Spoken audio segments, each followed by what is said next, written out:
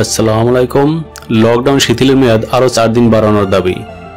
ঈদ শেষে নির্বিঘ্নে কর্মস্থলে ফেরা, সড়ক দুর্ঘটনা নিয়ন্ত্রণ, কর্মস্থলে ফেরার পথে মানুষের গাদাগাদি রোধ, পথে পথে যাত্রী হয়রানি ও ভাড়া নৈরাজ্য কমাতে বিধিনিষেধ শিথিলের মেয়াদ আরও 4 দিন বাড়ানোর দাবি জানিয়েছে বাংলাদেশ যাত্রী কল্যাণ সমিতি।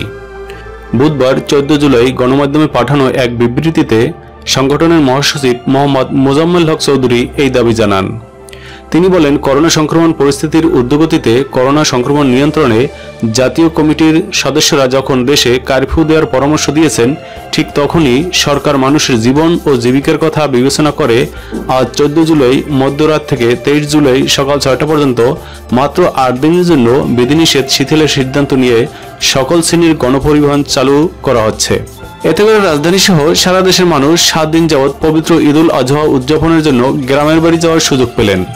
অথচ আমাদের দেশে রাস্তা ও গণপরিবহন সংকটের কারণে ঈদ উল আজহার পরের দিন 22 জুলাই মাত্র একদিনে গ্রামের বাড়ি থেকে রাজধানীতে বা কর্মস্থলে পৌঁছানো সম্ভব নয়। তাই বিধিনিষেধ শিথিলের সিদ্ধান্ত পুনর্বিবেচনা করে আগামী 26 জুলাই পর্যন্ত বাড়ানোর দাবি জানিয়েছেন তিনি। অন্যথায় 22 জুলাই কর্মস্থলে ফেরার জন্য একদিনে সবাই রাস্তায় নামলে যানজট, জনজট, গণপরিবহন, ফেরিঘাট, টার্মিনালে মানুষের গাদাগাদিতে ভয়াবহ ভোগান্তির পাশাপাশি করোনা সংক্রমণ বেড়ে যাবে। এতে করে গত 14 দিনে ব্যাপক ক্ষতির স্বীকার করে কঠোর লকডাউনের অর্জিত ফলাফল শূন্যের কোড়ায় পৌঁছাবে বলে মনে করেন তিনি। উল্লেখ্য, ঈদ উদযাপন, জনসাধারণের যাতায়াত, ঈদ পূর্ববর্তী ব্যবসা বাণিজ্য পরিচালনা, দেশের আর্থসামাজিক অবস্থা এবং অর্থনৈতিক কার্যক্রম স্বাভাবিক রাখার স্বার্থে সরকার আগামী 14 জুলাই মধ্যরাত থেকে 23 জুলাই সকাল 6টা পর্যন্ত চলমান কঠোর লকডাউন শিথিল করছে।